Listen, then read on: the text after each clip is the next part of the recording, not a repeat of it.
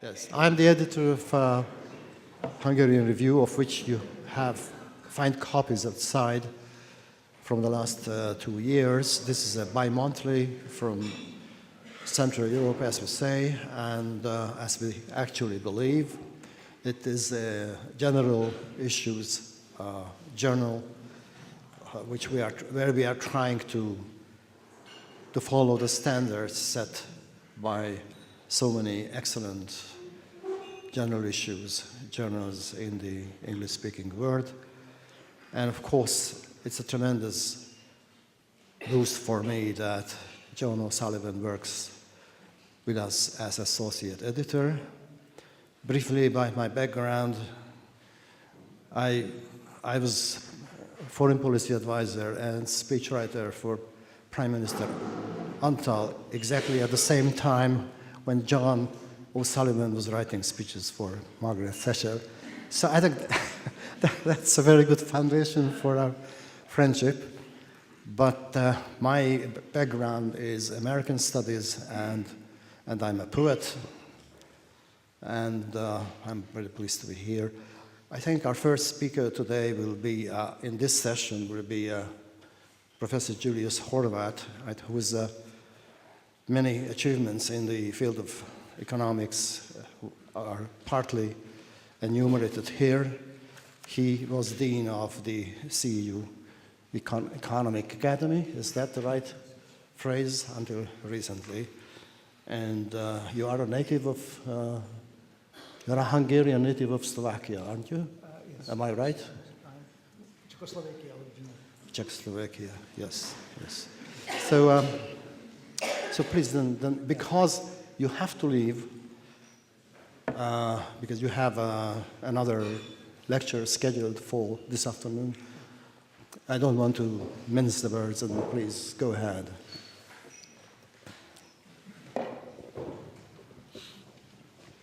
Thank you very much. It's really very nice to be here, and I thank John O'Sullivan and for organizing this conference and for inviting me. So I would also speak about on similar topic as the first panel speakers. I will try to evaluate the reasons for the end of the Soviet system, but looking at the problem to a larger extent, more from economic point of view, but not only. So the Soviet model, as is known on economic side, consists of central planning and public ownership of most of the means of production, and on the political side of the dictatorship or authoritarian regime.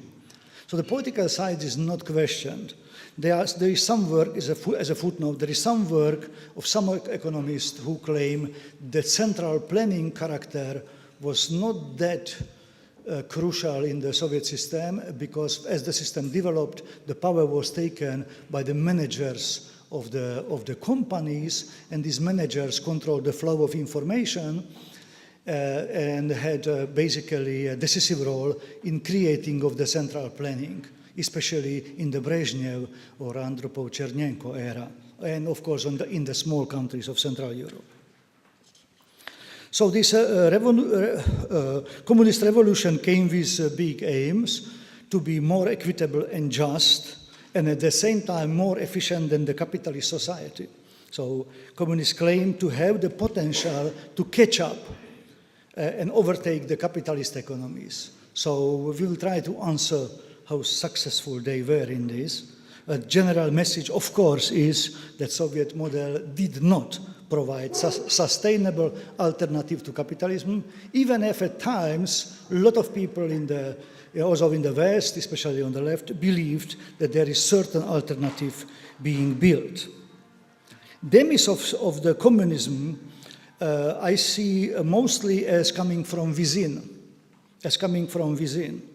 Yeah, I don't think we have a grounds to argue that disintegration of Soviet system was kind of predetermined, was needed to happen.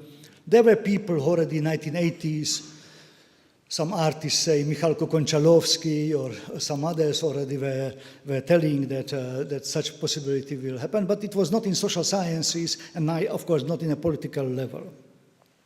There were some external factors to the Soviet system, to the demise of the Soviet system, Reagan, Wojtyla, defense burden, fear of nuclear war, and similar. But the Soviet system withstood many tests far more severe than what happened in the 1980s.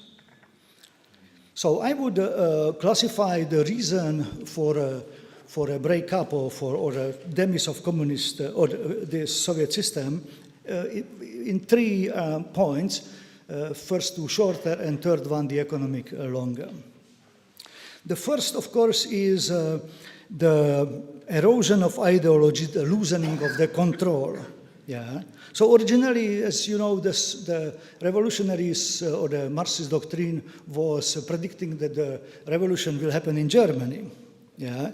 And some of the early Bolsheviks already were aware what will be the problems if socialism will be so-called introduced in a country less developed, as was later the Soviet Russia. Since they were Plekhanov already seen around in the 90s of the 19th century that such a state which would be needed to control the society with this, what they called low level of social consciousness, so not developed proletariat, will create not a democracy, but a political monstrosity.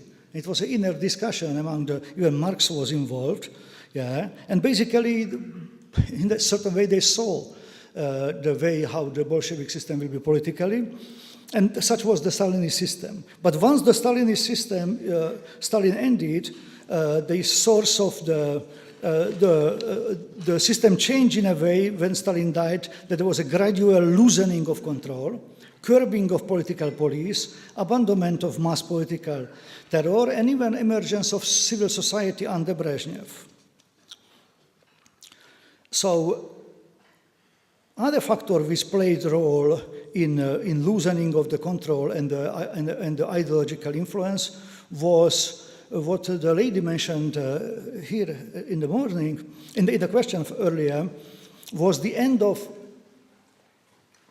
paralyzing individual fear, which was there under Stalin, even if, of course, fear remains always. I had a chance to have a breakfast with Yegor Gaidar in Warsaw some time ago. Of course, he passed away. And even there in the conference in Warsaw, he said is that he, as a prime minister, he said, "My vse bajali, što nas rastreljaють." So we were still not sure that we will be not shot, and that was the prime minister. So the fear remains, it's a part of Russian politics, but this kind of a Stalinist paralyzing fear kind of weakened, and bureaucratic actors saw that as opportunities for self-enrichment with minimal risk. And the new Soviet-type corruption appeared from the 60s and 70s. At that time, the corruption was taught even in the Western economic textbooks as something basically positive, because it allowed market to more, get into the working of the society and elevated the power of money, but worked to destroy or weaken the ideology.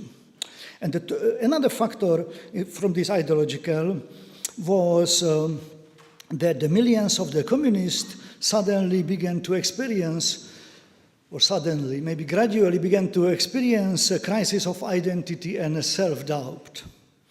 Bolsheviks, as you know, were extremely arrogant.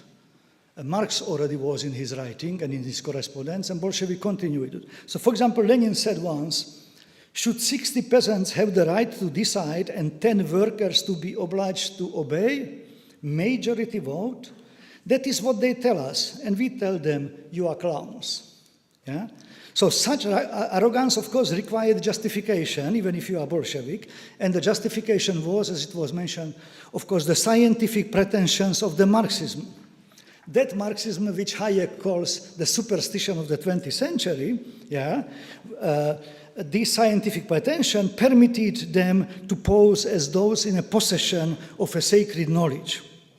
Of course, adversaries of Bolsheviks were never moved by such arguments, but those faithful select, for them it allowed to overcome any doubt or hesitation, as if they work according to the laws of the history which they teachers discovered. And erosion of the faith in the future and of the belief that the Bolshevik had all the answers also helped to break up of the socialist system, of the communist system. Because the traditional prophecies suddenly were seen in the 80s that they failed to happen. World revolution was not occurring. Crime was supposed to disappear, but it did not vanish. Nationalism and religion were not to exist and did not disappear, and they were there. So the first reasons were these kind of ideological controlling reasons. The second reason for the demise of the Soviet system I see in the social change. Of course, the Soviet Russia was a society of social change, here in the negative sense. Liquidation of kulaks, resettlement of people, labor camps, but also, there were changes happening. The two I would mention, one was the huge urbanization which the Soviet pushed. So the urban share of population increased from 8% in 1926 to almost 70 in 1985, before the end. And the rise of the Soviet intelligentsia, 2 million people before World War II and 30 million in 1980s. Yeah. But the original social change, was that there were huge social mobility provided, especially for the young people. Yeah. Young Gromyko becomes ambassador in Canada, age 29 or something like that. Yeah.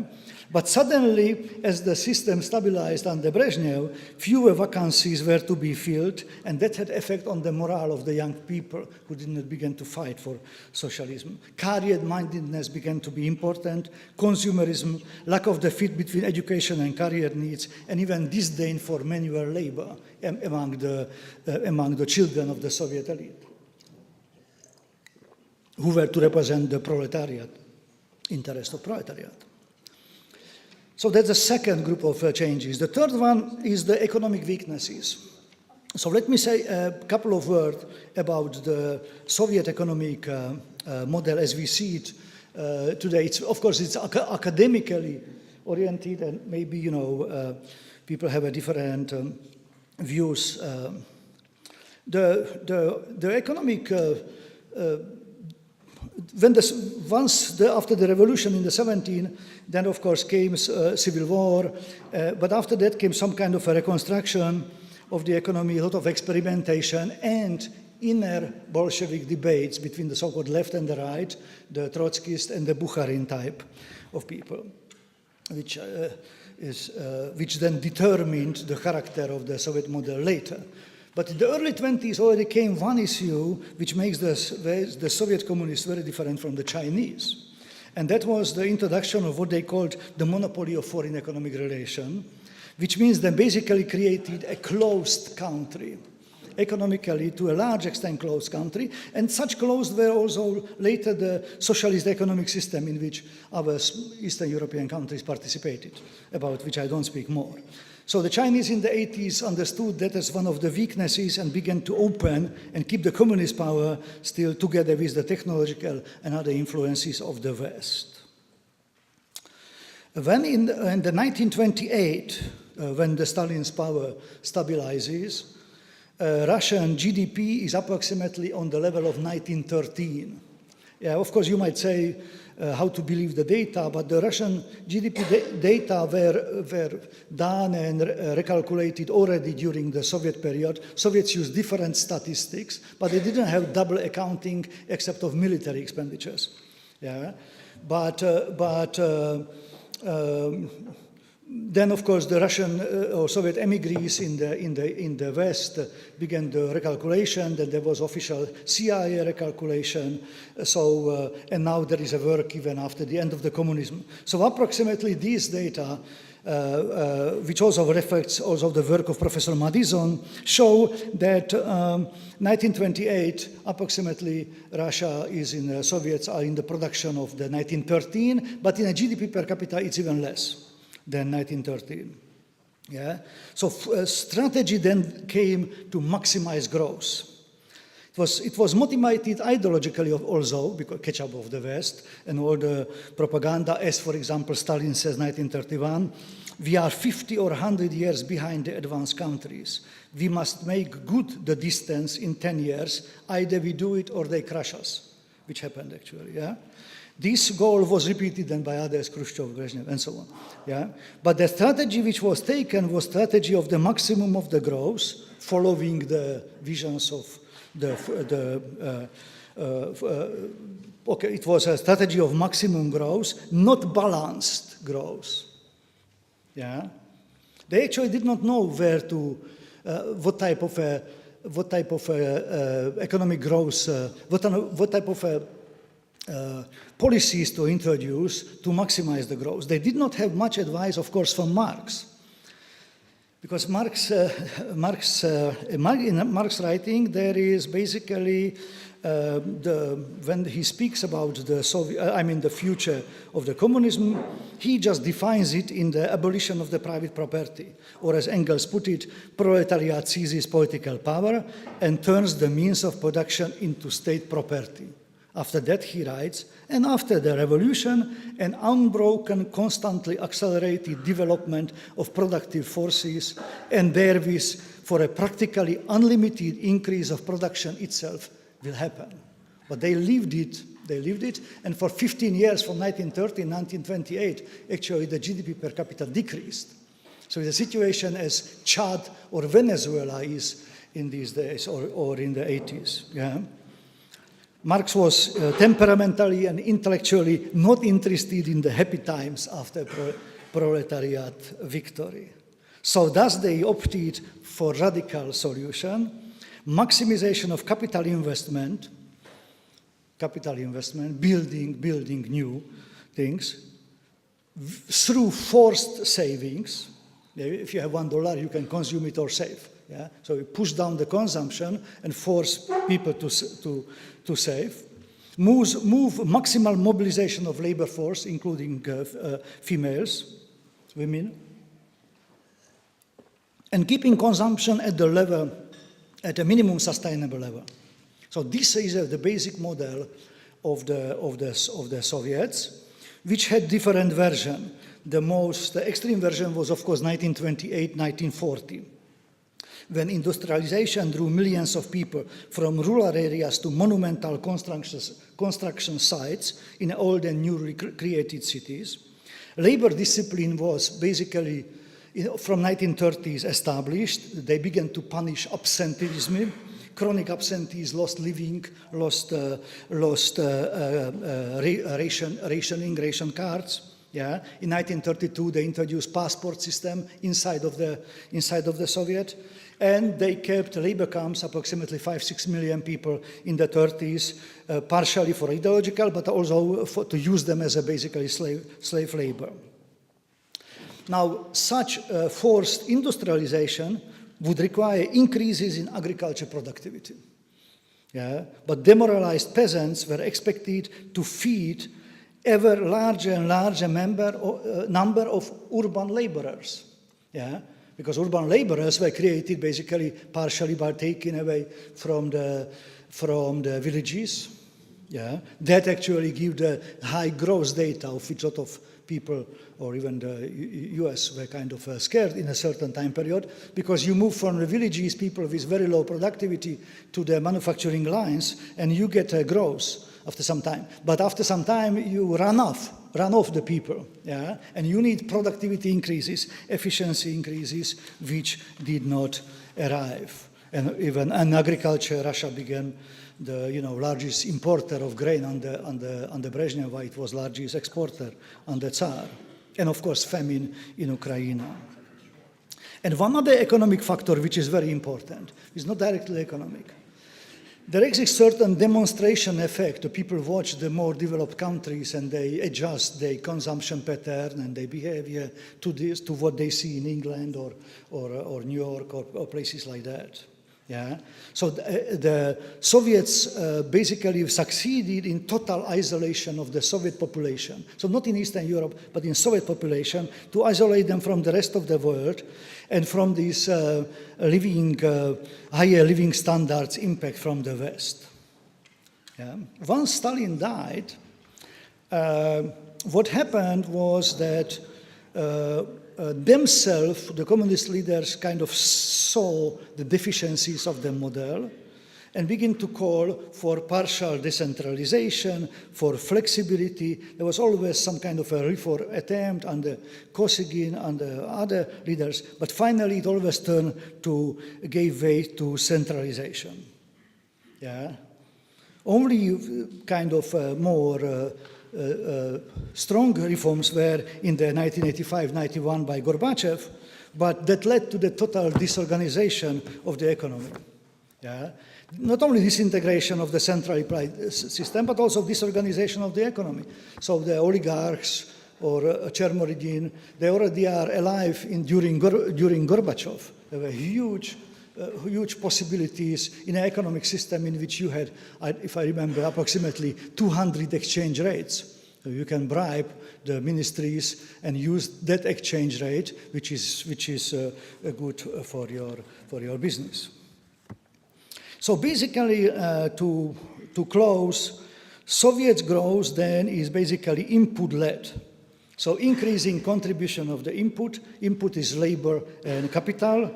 Labor, finally, they run off, increasing capital-heavy investment, but much less success in productivity.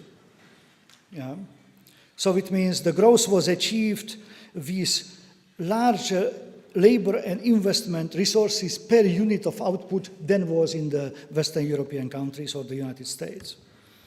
Lower contribution of productivity, lower efficiency levels. The Soviets were aware of that, as also some other countries. For example, in my country, in Czechoslovakia, in 1980s, they formed the Ministry for Technological Development, and the first 5 men were the high officers of the state security, because the party was satisfied with the efficiency of the state security, so they moved them to the technology. Yeah, but what happened was that different incentive systems which were introduced by the Soviets for technological innovation basically did not work. And then maybe they did not work, or most likely because of the command character of the society, that incentives from below were suppressed, competition was suppressed, except of some military competition. Military research development is a little bit specific, but then because of the Soviet psyche, these military advancements had limited spillover to the civilian production. So if in the last sentence, if I would characterize the data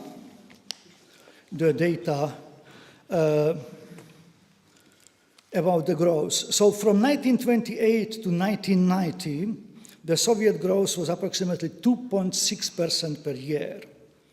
That moved the Soviet society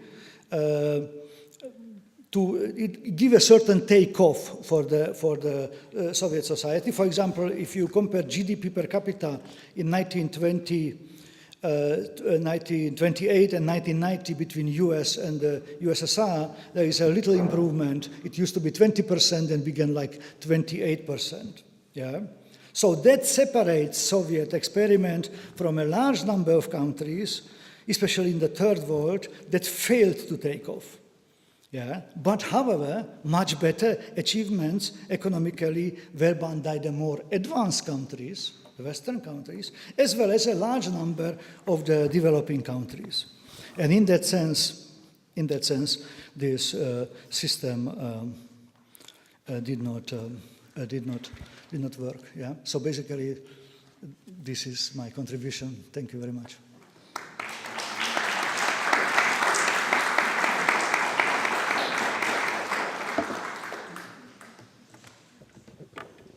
Yes, thank you very much. Professor Horváth. I'm admiring you really in a sense, and all economists who are willing to go into a thorough analysis of the Soviet economic system, because I think for all of us outsiders, the whole thing always looked like a whole, I think, shambles, you know. And I'm sorry to quote my own father in this place, and forgive him his very open judgment. He was an electronics engineer, and sometime in the 70s, you know, I asked him the provocative question, do you believe that the system can improve somewhat, perhaps economically and technologically? And, you know, his answer was, you know, my dear son, you can't make gold from shit. So that was our experience, certainly from the outside, for those who were not economists. Economically, it was, you know, it's a system which was stumbling from one crisis to the other, and, you know, innovations in economic policy always brought another disasters. Another example, you know, Hungary had a record harvest in 1945. This was just because of the weather, and we were a very big agricultural country. By 1951, there was famine in Hungary.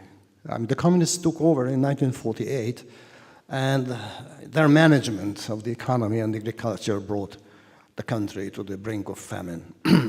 Well, anyhow, I'm giving you will be able to ask questions from Professor Horváth later. First of all, I have to apologize. As the time passes, I realize that I have to apologize on behalf of Professor Norman Stone, who wrote to me in the morning that he will probably not be able to make it from Britain to this conference today. And, you know, as time passes on, it's more and more obvious that he actually will not. He added that perhaps I will arrive late, but at the moment, you know, he's not yet here. The West subsidized communism in Hungary, especially in the 1980s, because Hungary left communism more in debt than in any other country. Is that true? And I see that as a negative thing. Why did it happen? Yeah. So this is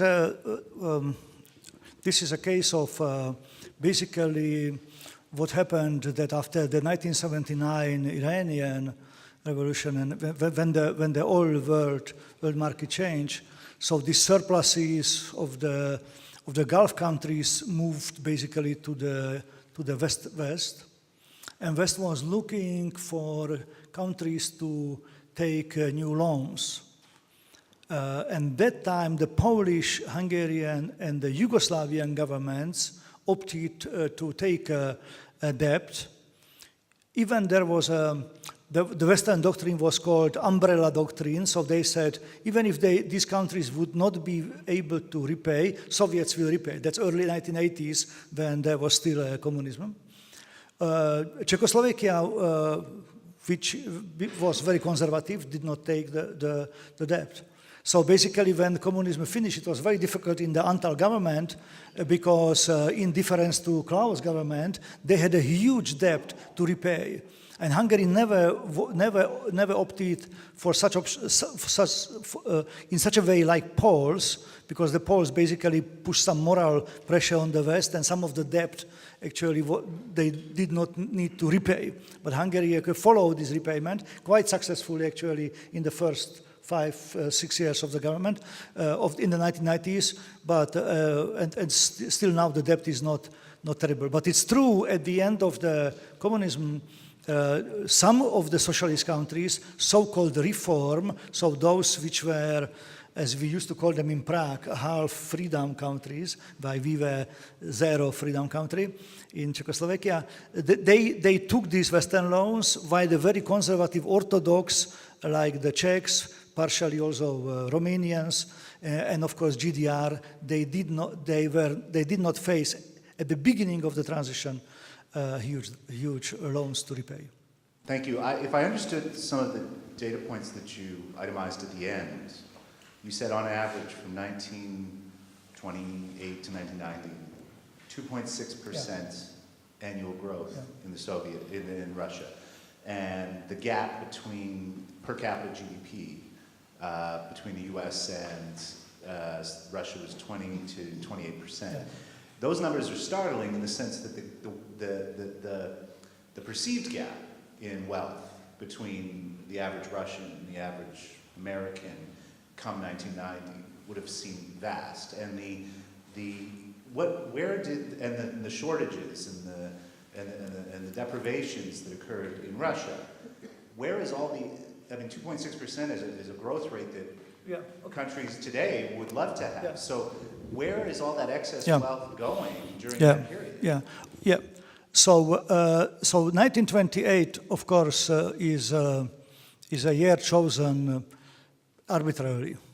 Because you can choose it in different. If you would choose maybe 1917, the situation will be worse. Because from 1913 until 1928, there was basically 15 years zero growth, as I mentioned. So if the data would be 1917, 1990, it would be lower. These 2.6, of course, comes from the huge growth rates in the 50s and partially in the 30s of what we called extensive growth. So basically, the wealth is not GDP. So this is the total output per year produced, and the growth of the Soviets officially in the 50s is 15%. So there are CIA studies from 58, 56, when they warn, the government, Eisenhower and others, that, that is a real danger that Soviets are going to overtake us. But this was not a growth based on increase of productivity. It was growth based on mobilizations of all factors which you have in the society. Push down the consumption, push everybody to work. It was a crime not to accept a job. And push all the resources into industrialization, into producing cement, into steel production, and so on and so on. So they were able to manage this basically until the middle of 60s. The growth were very, very high, and then these growth rates began slowly to go down, and thus the average of 2.6 come. But if I go to the 1917, maybe average would be 1.9 or something like that. So the mobilization of the resources. And now the question about China today is, and it seems that China get over that because originally this high Chinese growth, we all interpreted, this is like Russia 1950s. They mobilize all the resources, they take 300 million people from the villages, move them to the manufacturing industry. Of course you have growth. The time you work at home around the potato, your productivity is zero. Now they move you to the Shanghai manufacturing, even if you make just $2 per day or whatever. So I think this is the trick. If you forgive me, Professor Horváth, again to meddle with economics, living these decades through from the inside, I think the dominant factor about the Soviet-type economy is the total lack of expertise. And it's quite obvious because the whole system started out with a contempt for the bourgeoisie, to which most of the professionals belonged. So probably only the industries connected with the military allowed people with expertise to work there. Some people whose expertise was really very much needed. Bridge builders were not discarded, and they were not sent into concentration camps because they were, belonged to the upper bourgeoisie, because, a bridge shouldn't fall, shouldn't cave in. But, that was the essential thing. And the technological gap, was growing all the time. If you don't understand this, we don't understand what Professor Horváth says, that the quantity figures does not really reveal anything about the nature of the economy and society. To give you another example, my father told me that, look, I tell you why the Soviet missiles are much stronger and bigger than the American ones. Simply because in miniaturization, they're not able to reach the level where they can send up satellites, which are small. So they had to develop these enormous missiles, for that reason. And they were, of course, boasting to the whole world, like, look, we have the strongest missiles in the world. And the whole thing, was I think, absurd. And that's why Ronald Reagan was a genius, when he brought in this, you might say, hoax of Star Wars, because this really broke, I think, the backbone of the Soviet Union in every sense of the word. Yeah. So I mentioned this, Regan. That is correct. So the character of the system is one thing, but we also always need to be careful that the people, when they compare, so there are only some countries which we call in economics frontier technological research countries. There's basically only US, little bit UK, Japan, Germany. All of the other countries are basically facing much different problems typically, and that's and then of course in the academia we try to separate the effect which was the effect of the communist system, or it was the effect which come from the country was less developed anyway, and to separate these two effects of course is difficult.